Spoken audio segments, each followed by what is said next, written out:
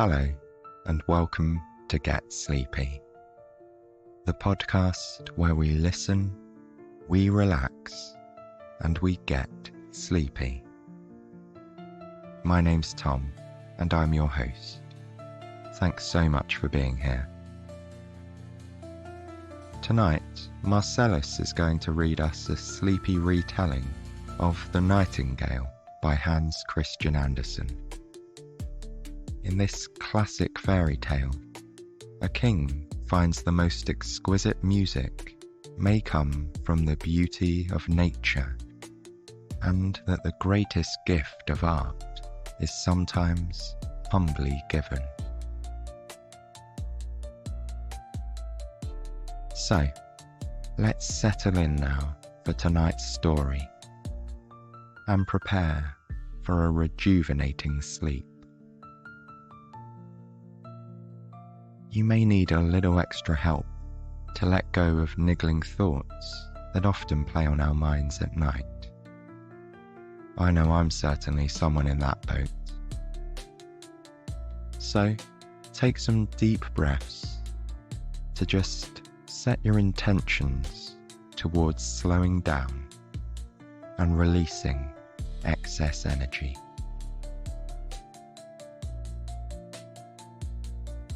As your breathing falls into a gentle, consistent pattern, begin to picture yourself looking up at the sky. In this sky, there are a scattering of clouds drifting on the breeze. Those clouds can represent your thoughts and worries. In just the same way that you can watch and observe the clouds drifting by, you can become the observer of your thoughts too. Any thought that presents itself, just gently send it up into the sky to join with the other gently floating clouds.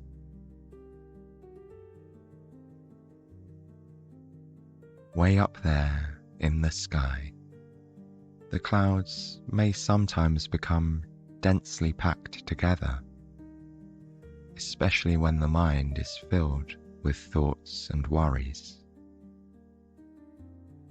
But no matter how overcast the sky becomes, those clouds will eventually part, and the breeze will disperse them and carry them away.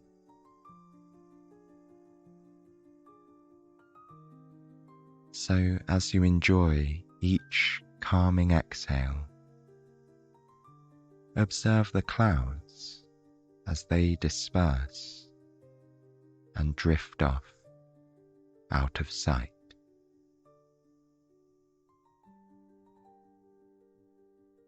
With the clouds clearing more and more, the deep, radiant blue of the sky fills the scene above,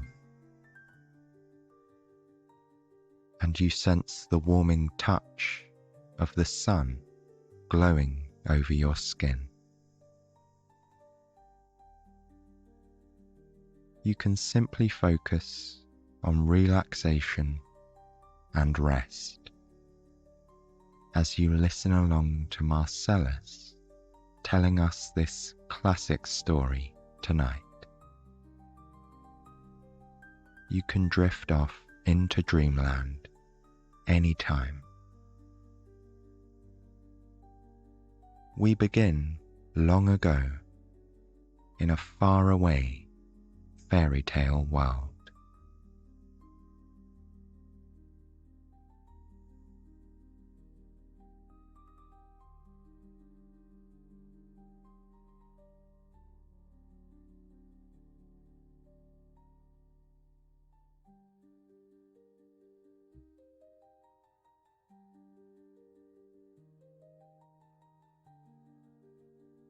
Once upon a time, There was a vast kingdom of legendary beauty. It stretched a great distance, surrounded by soaring cliffs that bordered deep blue-green seas. And it was filled with peaceful woodlands and fields of wildflowers. On its eastern side lay a thriving city. At the center of this dazzling city was a palace, so exquisite that travelers spoke of it far and wide. Everyone who lived in the kingdom felt very fortunate, because they were sure they had the best of everything the world had to offer. The majestic palace was decorated at every turn with richly embroidered tapestries, gleaming marble, and the finest gold and silver finishes. The king and his court led a merry existence there, taking long walks in this beautiful palace gardens by day and feasting in the glistening ballroom each night. The king himself was perhaps a bit haughty, but he was also known to be a reasonable and wise man. His humble subjects were content enough, and the nobles who enjoyed his great riches were very happy indeed. One fine spring day, the king suggested that all the lords and ladies of the court should take a picnic into the woods. They could roam the enchanting shady paths and dip their feet in the bubbling streams. The courtiers thought it was a wonderful idea, and many delicious treats were packed in baskets to be carried along. Having spent most of their time in the carefully tended castle gardens, the lords and ladies were delighted by the charms of the woodland. As they passed under swaying branches, through rustling leaves, and next to sparkling streams and waterfalls, they marveled at the sights and sounds of the forest. The group of merrymakers had been walking for a time when, suddenly, they all stopped in their tracks. A sweet melody drifted through the trees above their heads. It was lighter than the ringing of a silver bell, and far more beautiful. What is making this glorious song? They all wondered. Everyone could hear that it must be coming from a bird. But they had never heard bird song this lovely, and didn't know where the bird was hidden. But then, one of the servant girls pointed to a place above their heads. "Look up there. It's a nightingale," she said.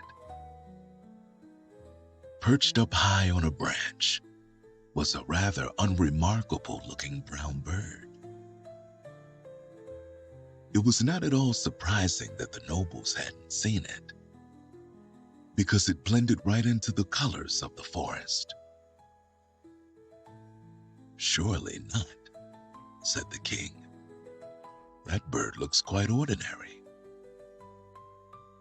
As if in response, the small bird trilled another lovely stream of notes, and everyone in the court was amazed. It was the loveliest music they'd ever heard. "This creature is a marvel. I must have him sing at my court," the king said. "Look here, Nightingale," he continued, turning to the bird. "As the king, I demand you perform for us this evening. Will you come to the palace?" The nightingale ceased his singing and nodded his head graciously. The forest is really the best place to hear my music. However, it is my honor to sing for you at the court if you wish, Your Highness. Having said this, the little bird hopped down from his place atop the tree and landed lightly on the shoulder of the servant girl. The group of lords and ladies was now very excited to prepare for the evening's festivities, because they all were in great anticipation of the entertainment. Further exploration of the forest was quickly forgotten, and the company turned toward the palace to make their way home, talking the entire way about what they would wear to dinner that night.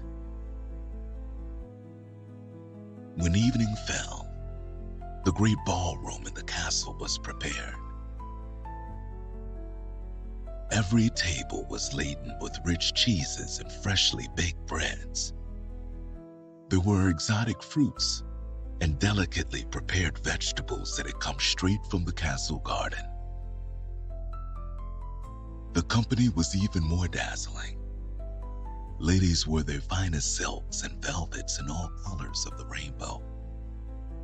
They dripped with pearls and their hands sparkled with twinkling jewels. All the aristocrats were on their best behavior, because they were very much looking forward to hearing more music from the magical nightingale they found in the forest. When the lavish dinner had been served, a hush fell over the room. The king's lord-in-waiting walked in, wearing his finest attire. The nightingale was perched on his arm, looking very simple and modest amid the elegant ballroom and the lavishly dressed people of the court. Still, the little bird was not self-conscious. The Lord set him on a velvet-colored pillow that had been placed in the middle of the room, where he faced the people of the court. Then he sang, and oh, what music he made! It was not a tune anyone had heard before. Still, it was familiar. This melody was like the whisper of the grass in the breeze and the rustling of the wind through the forest. It was a song full of golden sunrises and orange sunsets and the waves at the cliffs. Nobody can say exactly how long the nightingale serenaded the court, but it was late in the night when he finally trilled his final melody. The lords and ladies were still hanging on every note with bated breath. For a moment after the nightingale finished, the audience sat in utter silence. There was hardly a dry eye in the room. Then the guests broke into wild applause. The king nodded at the bird with an approving look and said, "This song is the most beautiful music we have heard. It must grace the court every night. I command you to stay with us, where all the finest treasures of the kingdom belong." The nightingale could not refuse the king, and so it was that he complied and stayed at court. As the days continued, he was no longer allowed to return to the forest. In fact, he never ventured past the edge of the well-kept gardens, and his song was now heard only at night while the nobles were feasting. Weeks passed, and the nightingale's evening concerts got shorter. He was slowly becoming exhausted from the nightly entertainment, and he missed his life in the forest. There was nothing inspiring for him in the glittering halls of the palace. The king was displeased at his lack of stamina, and the lords and ladies began to take the little brown bird for granted, complaining that the nightly concerts were not good enough. One day, the king summoned the best clockmaker in the city and gave him a special task. "I need you to make a mechanical nightingale that will sing all the time," the king ordered. "No expense shall be spared. The artificial bird will be far finer than the real one. Make it from gold and encrust it with the finest jewels. People will speak of our glittering songbird far and wide." The clockmaker was eager to prove himself to the king. Being a very clever engineer, he was able to build the bird in a month's time, fitting it with the most extravagant materials. When the device was ready, the clockmaker was summoned to the court to show the king what he had made. He brought the mechanical bird in a beautiful, gilded cage and was given an audience in the throne room. He opened the cage and, bowing low, he produced a small jeweled key and inserted it into the bird's neck, winding it slowly.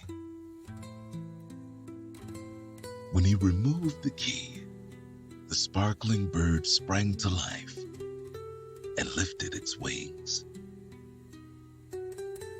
It opened its tiny metal beak, and the notes of a glorious waltz poured out. The people in the king's throne room were delighted with this clever bird. They clapped their hands when the song was over and requested an encore. Over and over and over, the clockmaker wound the bird and made it sing. Its precious stones dazzled the eye, and the music charmed the court airs. The king was very pleased. He gave the clockmaker a chest of precious coins and sent him on his way, keeping the marvelous gilded bird to entertain him. That evening, the king requested that both the mechanical bird and the little brown nightingale grace the banquet in the ballroom. "The only thing better than having one bird to serenade us is having two," he said. When the nobles had finished their meal, the lord-in-waiting appeared with the gilded cage of the mechanical bird in his left hand, and with the somber little nightingale perched on his right hand. A hush fell over the room as he set down the cage on a pedestal. He held up his right hand over the brown nightingale's velvet pillow, and the bird fluttered onto it and prepared to perform. The lord-in-waiting then produced the jeweled key and showed it to all who were present. An excited hum was heard from the guests around the room. The lord then dramatically wound the bird and released the key, and the mechanical bird began to sing its perfectly timed melody. The brown nightingale attempted to join in with its own trill, but it couldn't seem to figure out how. It was not that the automated bird was unpredictable. In fact, it was quite the opposite. It emitted perfectly timed, pretty waltzes, The problem was that the real Nightingale did not sing such precious, measured songs. The sounds of the forest and the ocean did not harmonize with those of the artificial bird, and his live companion soon became flustered and ceased his song entirely. Meanwhile, the court heirs were delighted with the clever waltzes the mechanical bird was singing.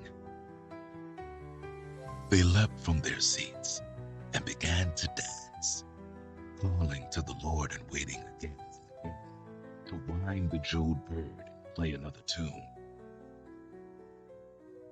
In the commotion, the true songbird was forgotten. And eventually, the king waved impatiently at one of his other servants to carry the live bird away.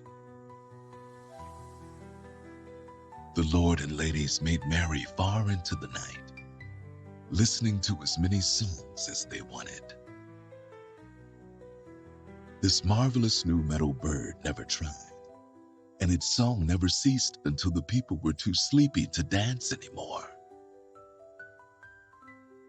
After that, every night, the lord-in-waiting would bring the precious mechanical bird to dinner. And as the days went on, all the court heirs completely forgot about the real Nightingale. After several nights of being ignored, the brown bird left the castle and flew toward the forest. As he fled, he passed the servant girl who was picking herbs in the garden.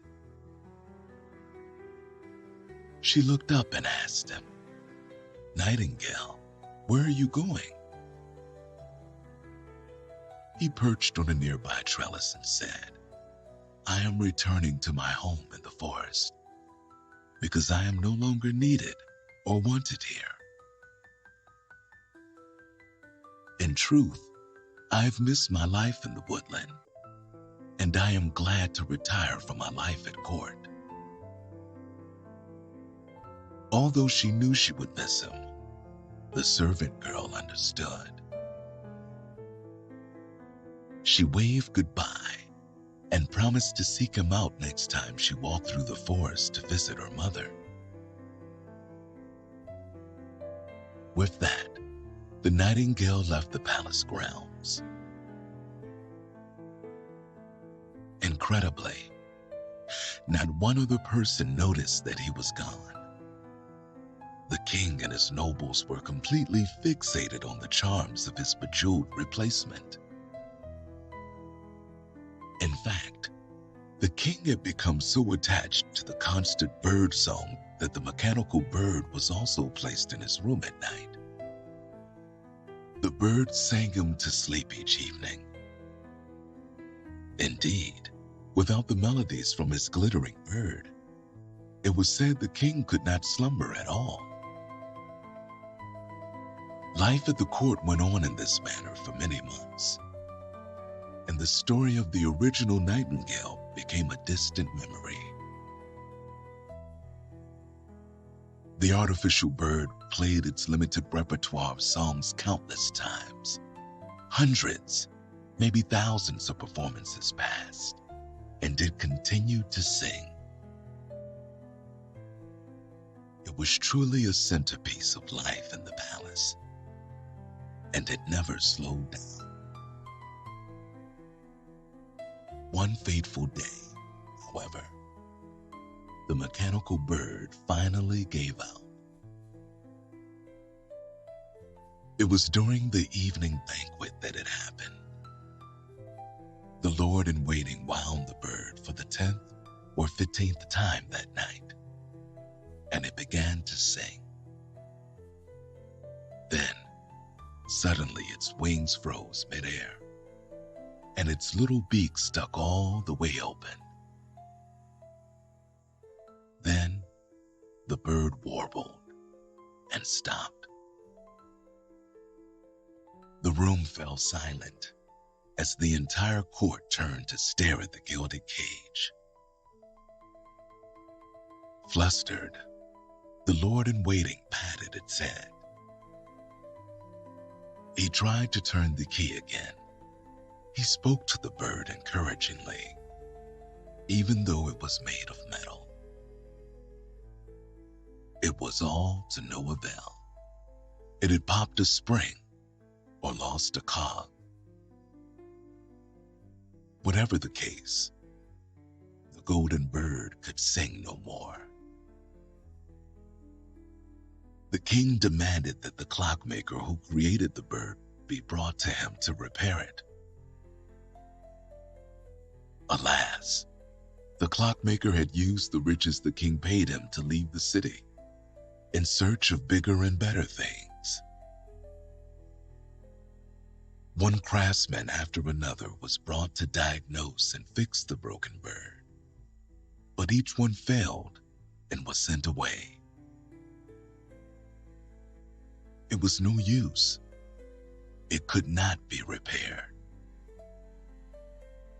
Now, deprived of his soothing bedtime song, the king fell into a deep melancholy. He took to his bed, but could not seem to sleep. The palace cook devised all manner of tempting delicacies to send to his chamber, but he had no appetite. Elegant cakes, sweet fruits, delicious hot chocolates, and even his favorite candies were returned untouched to the kitchen. For many days and nights, the noble stood watch by his bedside, trying to raise his spirits with stories, games, and entertainment. Still, he would not be consoled. They eventually gave up and left him in peace, tiptoeing out of his room and quietly closing the door. Things were looking rather hopeless for the king. As it happened, however, there came a day when the servant girl found herself traveling through the woods to visit her mother. On the way home, she was delighted to hear the familiar strains of Nightingale's song coming down through the trees. "Nightingale, please show yourself," she pleaded. "Our king needs your help. He is pining for your music and cannot be comforted." The little brown bird hopped down to a branch above her head and nodded obligingly. "Take me to the place, and I will do what I can," he said. He fluttered to perch on her arm, and with that, the pair proceeded through the woods and back toward the palace, where the king still languished alone in his bedchamber. When they reached the gardens, the nightingale said, "Do not bring me inside. I will see the king, but I want to speak with him alone." The girl understood and waved farewell as the bird took flight and landed on the sill of the king's open window. Looking inside, the nightingale could see him lying in his canopy bed, staring at the wall. He was a shadow of the man the nightingale remembered. Summoning his most heartfelt song, the nightingale opened his beak and quietly began to sing. Once again, after so long, the sad king heard the unparalleled music of the natural world. The melody spoke again of the whisper of the grass in the breeze and the rustling of the wind through the forest. The bird once again sang sweetly of golden sunrises and orange sunsets and the waves and the cliffs. With each note, The king felt his vitality returning. A rush of happiness flooded his heart, and the very stars seemed to shine more brightly in the sky above the gardens outside his window. The nightingale sang on, and the king wept tears of pure joy. He remembered how much he loved the world outside his room, and he wanted to be out enjoying it once more. When the little brown bird finally rested, the king spoke. "Nightingale, I beg you, return to the palace and sing for us again. No golden bird could ever truly replace you, and I cannot imagine losing your music a second time." The nightingale cocked his head to the side thoughtfully and responded, "Your Highness, I will return to sing for you on one condition. I must be free to come and go as I please. My music is not meant for grand rooms and velvet pillows. My songs are at their best when they are freely given." The king gladly agreed to the nightingale's conditions. After that, the sweet little bird returned to the court to serenade the lords and ladies from time to time. And his concerts were considered a rare and special privilege. But the king had a special secret. Every night, when his lord-in-waiting had withdrawn, and he was snugly tucked into his royal bed, the nightingale will appear at the window of the royal bedchamber and serenade the king to sleep. So it was that joyfulness was restored to the kingdom. The king was reminded of his love for the beautiful natural world around his palace. Forevermore, each night, he would drift away on a sea of dreams while listening to a very unassuming little bird sing the most beautiful melodies he'd ever known.